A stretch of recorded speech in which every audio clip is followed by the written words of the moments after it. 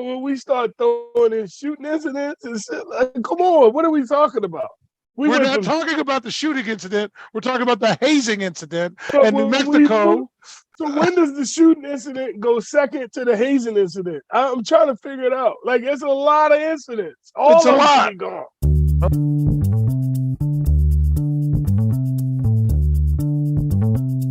Greetings and salutations, and welcome to the Odd Coaches Podcast. I am your host, Dr. Keith Adams, and with me today as we roll through Black History Month is the Skip Young to my Pistol Pez Watley and a variety of tag teams in the NWA territories. The icon, the showstopper, the main event, and the reason why we are here, Coach Mike Francis and Coach. Love Pistol Pez, love Skip Young, who was Sweet Brown Sugar. But, you know, we didn't have a lot of tag teams throughout history. That was just, kind of exclusively us doing well. I hope you're doing well, sir. I'm doing well. How about you, sir? Man, outside of this middle school redirection because of second semester voice, I'm doing well, man. And I'm sure middle school teachers and administrators from across the country are having hoarse throats, similar experiences. Right. So today in Throwdown Thursday, I love this time of year. Segment 1, we're going to talk about some happenings in college basketball. Segment 2, we're going to talk about conference expansion, and we finally hit the number to get OU and Texas out of the Big 12 early. Yeah. And in segment 3, we're going to talk about all things current in college basketball, both with the men's and the women's game. It's a busy time. Sit back, have a beverage, drive safely. And let's start off, Mike, with New Mexico State. Now, I know you're not following New Mexico State like I am. And shout out to our good friend Robert Abney, our official for life and our favorite administrator. But New Mexico State's men's basketball program has been formally suspended. Okay. So they canceled their game against California Baptist, suspended its season indefinitely following, quote, new allegations within the program, according from a statement from the school. And if you have new allegations, that means you have old allegations, and we don't want any allegations. No, we don't want none. The school said in a statement that the new allegations, again, not the old ones, which we will get to, but the new allegations have prompted an investigation by the university and led to the coaching staff being put on paid administrative leave. Now, on the court, New Mexico State University is 9 and 15 in Greg Heyer's first season. The Aggies have won 7 WAC titles in its history, made 8 appearances in the NCAA tournament since 2007. They're supposed to move to Conference USA next year, but this year they struggled to that 9 and 15 record, including 10 losses in their last 12 games. This is not good. This is not good.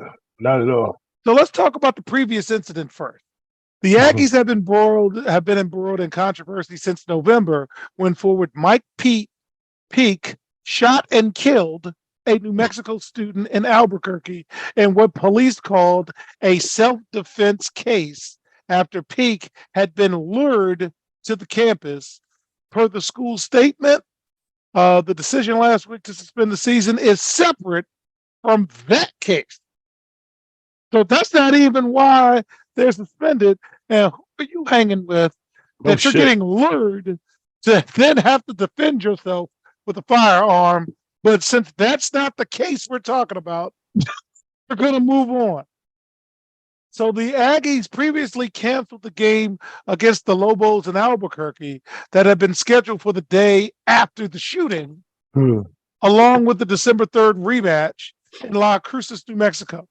So after the Peake incident, multiple New Mexico State staffers took possession of Peake's gun and other potential evidence that was later recovered by New Mexico State Police. None of this is sounding good, Mike. Nah. This is not good. So we're going to skip the gun incident because that's not the incident we're talking about. And again, we're going to move on to the incidents. To the actual incident. Yes, we have to the actual incident that we're talking about. So New Mexico State University, and this is from New Mexico State's press release, is suspending operations for the men's basketball program until further notice. New Mexico State University personnel were recently informed of new allegations separate from the events that took place in Albuquerque late last year involving potential violations of university policy. While those allegations are being investigated, the men's basketball coaching staff have been placed on paid administrative leave. The New Mexico University Board of Regents were informed this evening of the suspension of the operations of the men's basketball program, and the board supports the action taken by the university leaders and is confident a full and thorough investigation will be conducted. The WAC, the Western Athletic Conference, the conference they're leaving, just so you'll know, may have to consider scheduling adjustments. So here's some additional information, Mike. Leadership at the school is also in flux. The Board of Regents recently decided not to renew the contract of Chancellor Dan Arvizu, which expires in June. Over the last 14 months, both the school president and the provost have resigned or been removed from their position. Any thoughts before I tell you what the chancellor said? You know, the chancellor who's leaving because his contract's not being renewed, discussing the incident that's not the shooting incident, but the hazing incident. And our good friend Robert Abney said, time out, man. Go ahead, man. Go ahead. There's a lot, I know. Yo, when we start throwing in shooting incidents and shit, like, come on, what are we talking about? We're not talking about the shooting incident. We're talking about the hazing incident in New Mexico. So when does the shooting incident go second to the hazing incident? I'm trying to figure it out. Like, it's a lot of incidents. All of them should be gone. Okay. All of them should be gone. First, let me tell you what the chancellor said. And I quote from the corporate note, "The most important job I have as chancellor is to ensure our students are safe and protected from harm. That's why I was so heartbroken and sickened to hear about these hazing allegations. Hazing is a despicable act. It humiliates and degrades someone and has the potential to cause physical and emotional harm or even death. Sadly, hazing can become a part of an organizational culture if left unchecked. New Mexico State University policy strictly prohibits hazing in all forms, and it's something we simply will not tolerate." Mike, as we move on to our next story, any final thoughts? Man, that's a lot, man. What happened to NCAA and allegations? We got NIL now, so we don't have a lot of issues. Now everything's about murder. We got murder with the kid from Maryland. We got a coach, sexual allegations at a golf tournament. We got, now we're going to take and put hazing above, violence. I don't know if I don't understand. It's a separate incident. It is, as a result of say we not going to, we ain't gonna talk about you killing somebody. We need to talk about this hazing. Like, with a straight face, how can you say that? Well, we will stay tuned to this, fans, and keep you posted as the situation becomes more clear. But now, Mike, I want to go to UT Arlington. University of Texas Arlington fired men's basketball coach Greg Young last week after he had less than 2 seasons at the helm. The Mavericks, that's their nickname, enter this taping 9-16 and 4-8 in their first WAC season, meaning Western Athletic Conference. They win 11-18 in Young's first season. Young spent 12 seasons with the Mavericks as an assistant coach, being promoted in 2021 to replace Chris Ogden. Associate head coach Royce Snoop Johnson will serve as the interim coach for the rest of the season. And here is the corporate response.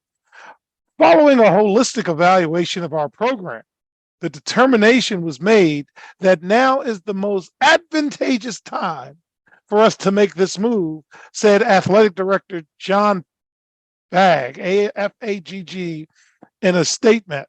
Who? Change is rarely easy in your show notes, and the decision was no different.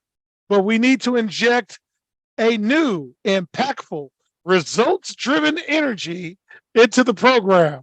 Oh, it's some great words, boy. Yeah, I know Coach Young cares deeply about the UTA men's program, and I sincerely thank him for his efforts and dedicated service over the past 14 years as a head, associate, and assistant coach.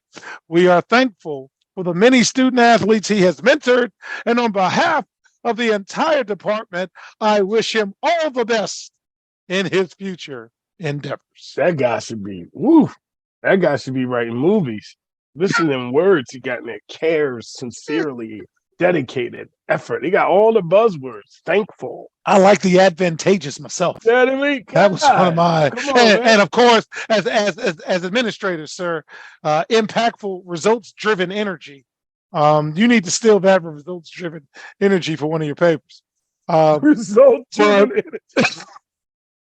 Why are we firing folks before the season ends to get a head start on what? What are we getting a head start? Because it's now, we've turned into the professional ranks now. You know, this guy was with you 14 years. You couldn't wait 2 weeks. Who though? Who fired him? What got him fired? The AD. But no, I'm saying this the AD, but who's pushing the AD? AD ain't making this decision on his own.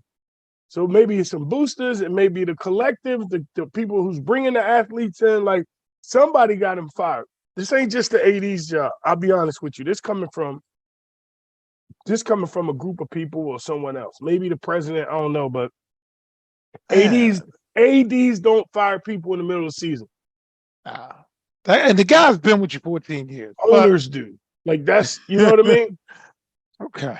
Yeah. All right. Last story for segment one is a carryover from football season. And I need to know, Mike, as the administrator, your thoughts on this. Vanderbilt, the Southeastern Conference, the SEC, the Big Daddy, is fining Vanderbilt $250,000 for fans rushing on the court after the Commodores upset number 6 Tennessee in a men's basketball buzzer beater. Before I continue with that, Mike, Tennessee was up 2. And instead of scoring on a fast break to go up 4 and make it 2 possessions, some Yahoo on the team circled out, got fouled, threw the ball in bounds, got fouled again, missed free throws, and they hit a 3, walk off. Who teaches time and score?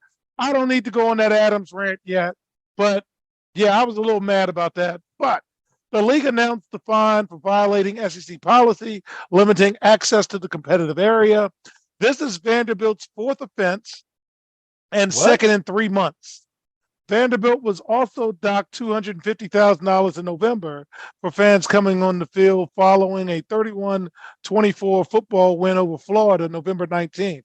Hey, Vanderbilt, one of the jokes I used to make as a teacher was, don't, tell me you got an A and be excited about it, because that means you don't get A's very often. No. I want A's to be expectations. So we're not going to celebrate every A. We're going to expect that if you put the time and the effort and the studying in, these things will be natural to you. So we don't have to we celebrate too much. Again, I'm for celebrations. I'm for excitement. But y'all, every time y'all win, you seem to storm a court. Off the air, remind me, I want to talk about celebration that Kentucky race the guy at the track. We'll talk about that later. Okay. So the SEC announced in November that a group was reviewing its policies on fans coming onto the field. We actually covered that, if I'm not mistaken. And a member's first offense is $50,000, $100,000 for the second offense, and $250,000 after that. And now you're doing this on a regular basis.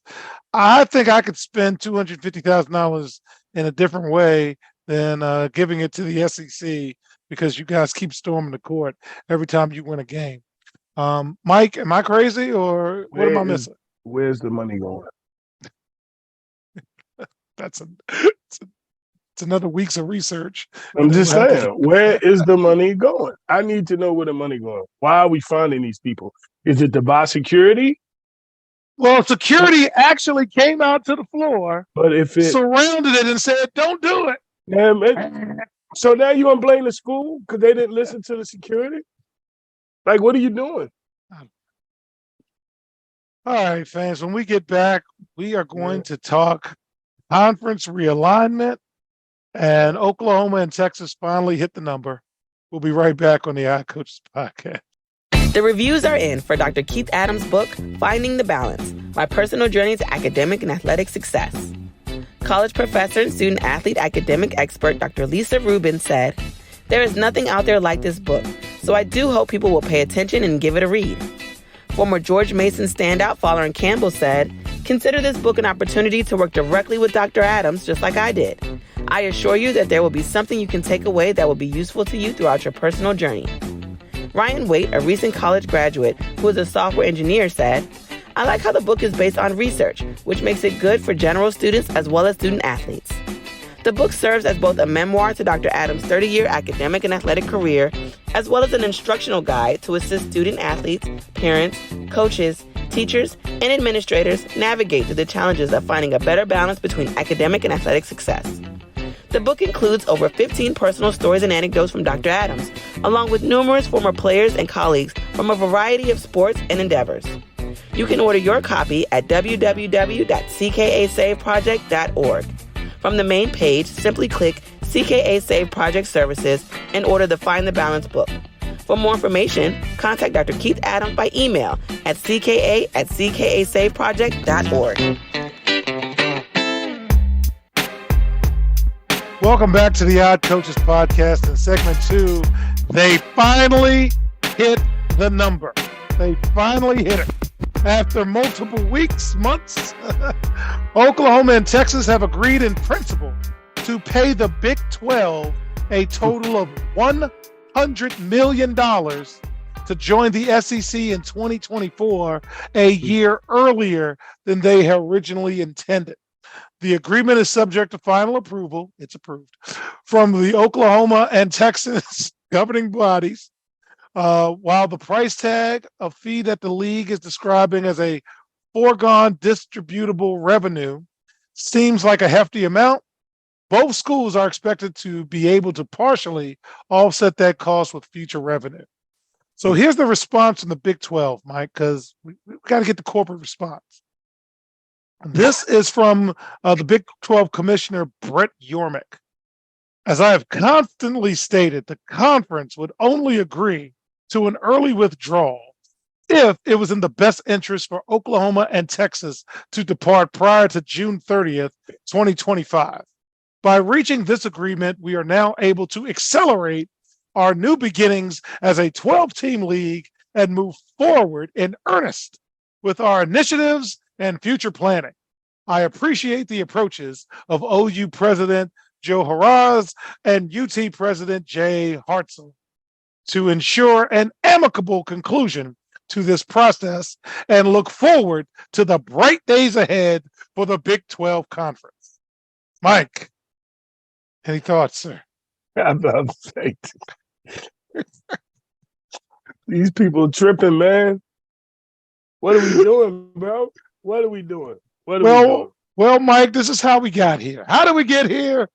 On July 1st, the Big 12 will officially add BYU, Central Florida, Cincinnati, and Houston, and it will compete as a 14-team league for the upcoming season.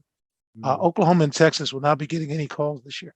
Anyway, sources told ESPN that both parties were interested in finding a way for the schools to leave early, but when the athletic directors and the presidents met last week in Dallas, there was no resolution. It was a quick change that even surprised some leadership. So since the summer of 2021, speculation has run rampant that the Big 12 co-founders would leave early, but finances have been at the heart of the discussion. The Big 12 media rights deal expires in June 2025, and the network negotiations reportedly stalled last week. Well, I got 100 million reasons why they will unstall.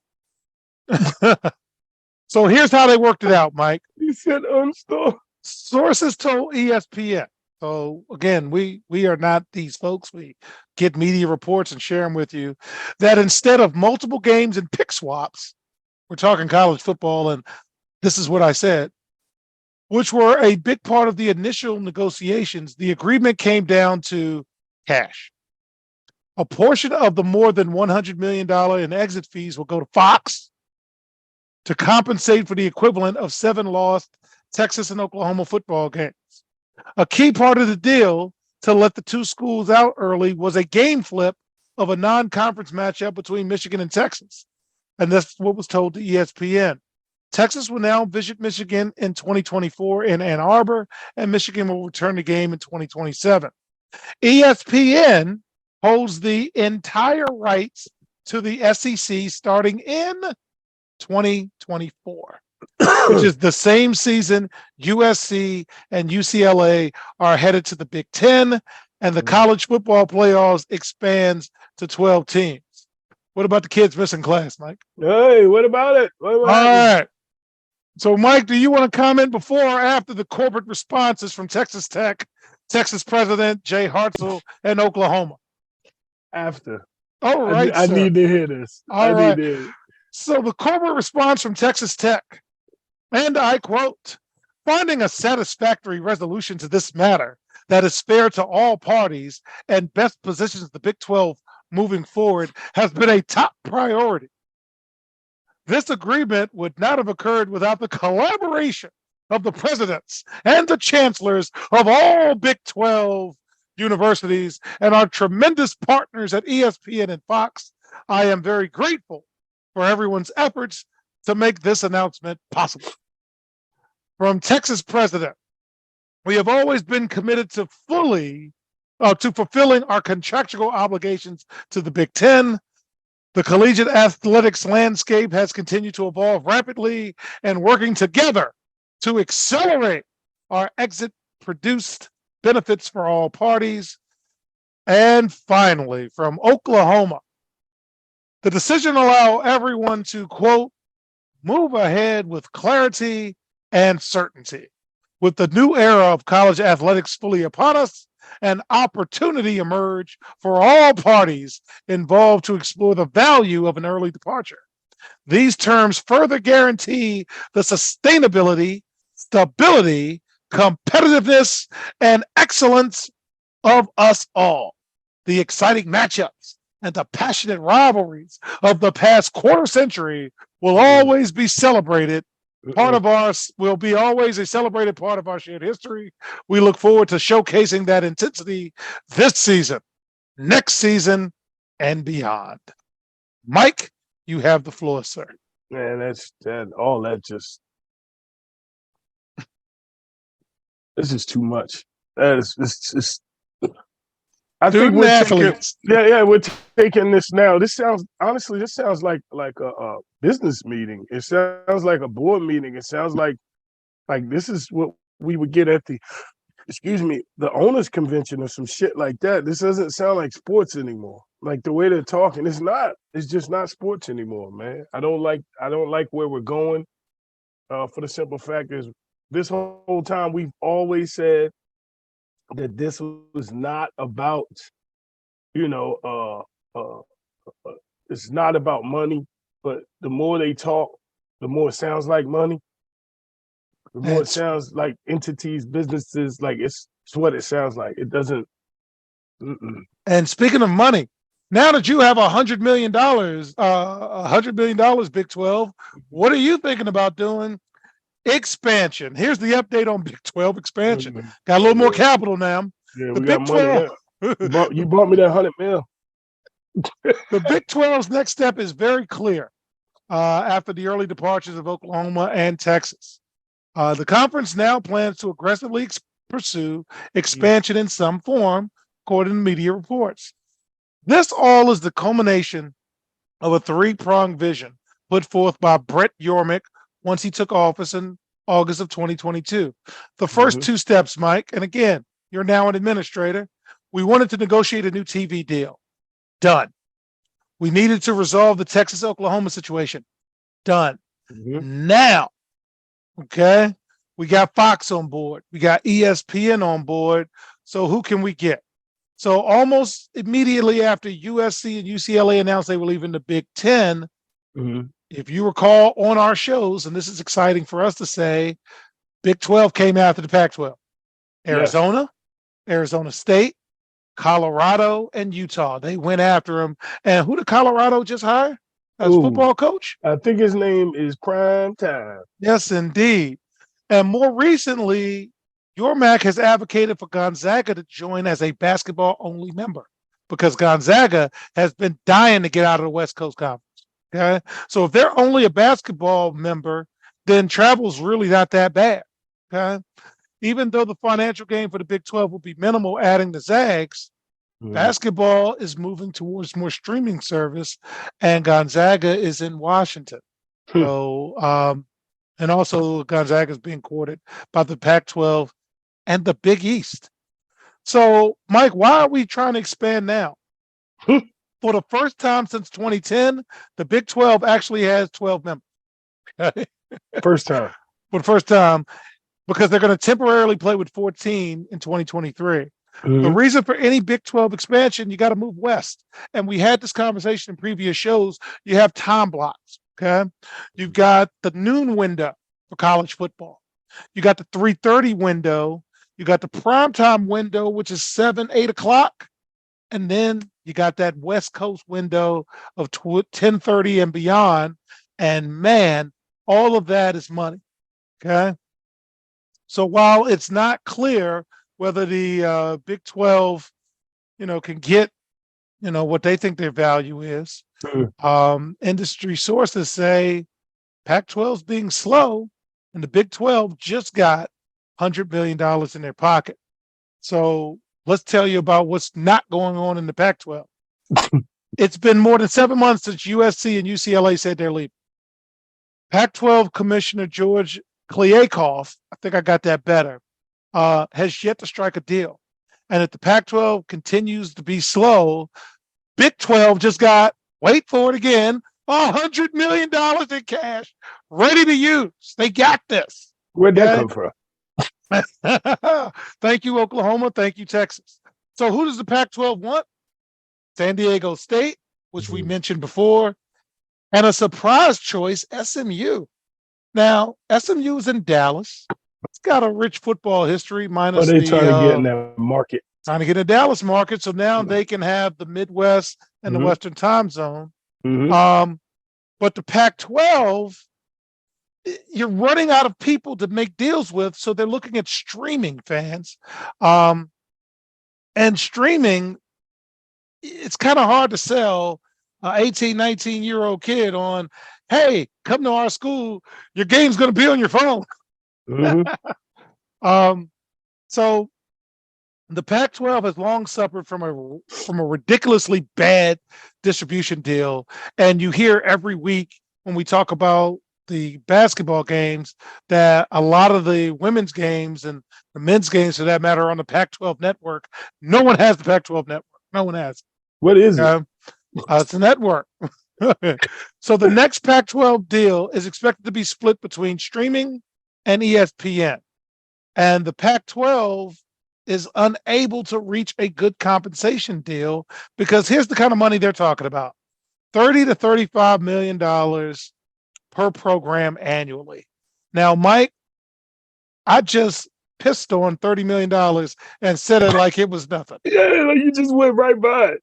Because we just got $100 million in the Big 12. Yes, sir. All right. Yes, sir. We good. So conferences tend to kind of want to do new rights deals before expansion, i.e. Big 12, who just got $100 million.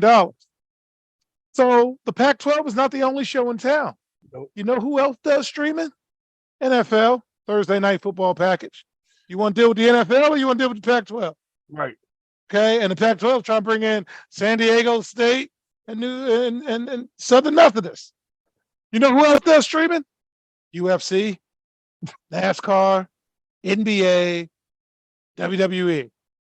And yeah, you're not beating those contracts. No, you're not. WWE is on 52 weeks a year. 52 weeks a year. Pac-12 football is the fall. Okay. So this is not good. This is not good at all. And before we close this segment, Mike, I wanted to at least tell you what the big boys were making in terms of money. So the Southeast Conference just distributed $49.9 million to its 14 member schools for last year. That was just last year. Commissioner Greg Sankey said last week that the league divided $721.8 million in total revenue. Say what? $721.8 million in total revenue. Okay. In previous fiscal years, the SEC distributed $764.4 total million in total revenue. So they actually dropped this past year. And look at the money we're talking about. So again, you're nowhere near the SEC. You're not in the Big 12. The ACC's got a raggedy deal, but it's still better than yours. Yes. And streaming is the way to go for every entity but you. Mike, I'll let you close out. Anything you want to add about all of this foolishness and tell the kids to go to class because it's all about the degree. Yeah, it's all about that money. I think it seems they're kind of caught in between where they can fit in as far as branding, as far as actually trying to get into areas for TV rights and things like that. And they're struggling. And as much as they try, they should concentrate on the product on the field. How can you make the product better? Because that's what's going to engage people to watch. That's what's going to make us come. You never hear nobody talk about, man, Saturday, that Pac-12 game going to be something. You don't. We don't. So You you don't. But what you are going to hear is the SEC game of the week. You're going to see that on CBS. You're going to watch it. And it ain't because it's CBS. It's because the quality that's being put on the field. Pac-12 doesn't have any quality football teams. And then in the Pac-12's defense in terms of the individual schools, they got upgrades in coaches. They got upgrades in quarterbacks.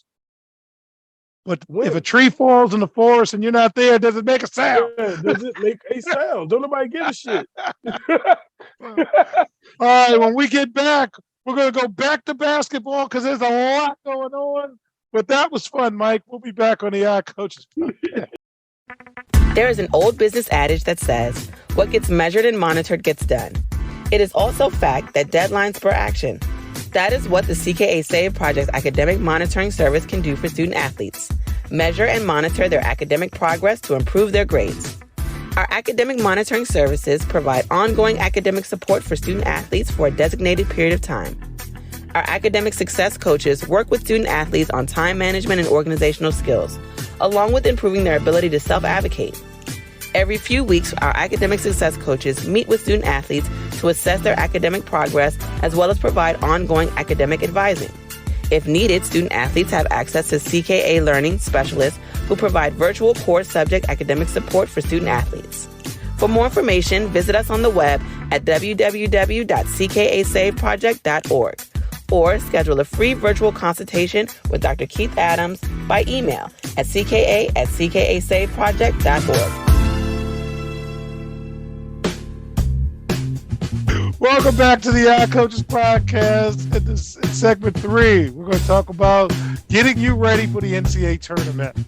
Mike, don't be mad at me, but the latest net rankings are out, and Houston is number 1, Alabama's number 2, Tennessee's number 3, Purdue's number 4, and UCLA is number 5 for the men. The highest ranked mid-majors for the men, St. Mary's is 7, Gonzaga is 12, Florida Atlantic is 18. San Diego State is 22. Maybe that's why the Pac-12 won them. And Boise State is 26. Teams to watch, which means they're on an extended winning streak. Eastern Washington, Oral Roberts, and our old friends at Southern Miss. And Mike, I got to tell you. All first round outers keep going. All true, probably. But these are the guys, the teams, that are going to keep a lot of our listeners' favorites out because North Carolina's not doing well. Kentucky's not doing well. Duke, they just lost. Even though they did get hosed on that one. So these are teams that you better hope win their conference tournament, except in the case of St. Mary's and Gonzaga. Both would be at larges anyway. But you need Florida Atlantic to win that tournament because they're 18th right now and they're going to steal a bit. They're going to steal one. San Diego State's going to steal one. And Boise might even steal one. So games to watch this week. Eastern Michigan. It's not Eastern Washington. Eastern Michigan against Kent State. Still watching Monty Bates. And then Saturday, Baylor and Kansas. I'm on a Big 12 kick right now because it's segment 2. Any thoughts about the men's game before we move over to the women's game? I would like to see Houston probably be the number 1 overall pick out in the West, and then you put St. Mary's or Boise, like maybe 1 or 2 of those teams in that region out there with them. I like to see how that happens. Just thinking as a ahead of trying to get, just thinking about the tournament, the tickets and excitement. You could sell a St. Mary's in Houston, or you could sell a Boise in Houston quick out there. You know what I mean? Yes. So the women's game, first of all, South Carolina is playing LSU on the day of our taping. And quite frankly, I'm sorry, we're not going to tape late in real life, but that is must-see TV. And congratulations to both universities for all what you're doing to promote and bring energy and excitement to women's basketball. Both teams are undefeated. Both teams have won over 23 games. And if this is a men's game with that kind of fanfare in the beginning, it'd be splattered everywhere. So, hey, media outlets, let's do better. So, with that being said, South Carolina's number 1 in the net rankings. UConn's number 2. UConn will probably fall, though, because they lost 2 straight. LSU is number 3. Stanford's number 4. And Indiana's number 5. But the thing with the women's game that is really becoming obvious week after week after week, it's top heavy, Mike. The highest ranked women's mid-major is South Florida at 30. And the AAC for the women's game is a mid-major. Middle Tennessee State is 31. Columbia from the Ivy League is 36. Gonzaga is 37. And Florida Gulf Coast is 41. In other words, man, there's some really, really talented Power 5 teams. We top heavy, man. Top heavy. Top heavy in the women's game, bro. Top heavy. Love it, though. Oh, yeah. And in the women's game, you can kind of predict who's going to be in the tournament because these are teams with significant winning streaks going into this taping. Liberty, Mont, South Florida, Rhode Island, UMass, Gardner-Webb, Indiana, Long Beach State, Iona, Ball State, Bowling Green, Illinois State, UNLV, Eastern Illinois, Boston University, LSU, South Carolina, and South Dakota State all have won at least 8 games in a row. That's big time, man. That's big time. So in terms of games of the week, the only game of the week is the game we can't watch. We can't talk about is South Carolina LSU. So we're going to be talking about that one for a long time, man, because that is big time. And then they got to play each other again at the end of the season. And then they'll play each other again, possibly in the SEC tournament. And then they'll play each other again, possibly in the NCAA tournament if they're in different brackets. And that's what women's basketball needs. The best versus the very best. And let everybody celebrate that. Shout out to Dawn Staley for supporting her Eagles as well. And although I am not overly a fan of Kim Mulkey, she's got LSU popping. Mike, any thoughts before we wrap up this week? Nah, man, it's good to see. I can't wait to see the game. Probably I haven't anticipated watching a game of basketball, men or women's, as much as I have this today. It's going to be pretty good. So by the time our listeners hear this, they'll know who won. But I think we're still going to be in for a great game today. Yes, indeed. So on behalf of my tag team partner, Coach Mike Francis, I'm Dr. Keith Adams saying thank you for listening and or watching the Odd Coaches podcast. And we will see you on the sidelines. Till next time, take care. And shout out to Kelly. Keep your head up, brother. We love you. See you next week. The Odd Coaches podcast is sponsored by the CKA Save Project. The CKA Save Project is an industry leader in providing student-athlete academic and athletic support. From assessing student-athletes' academic and athletic skills, to measuring and monitoring student-athlete academic progress, to improving student-athlete time management and organizational skills, the CKA Save Project provides wraparound services for student-athletes from middle school through college.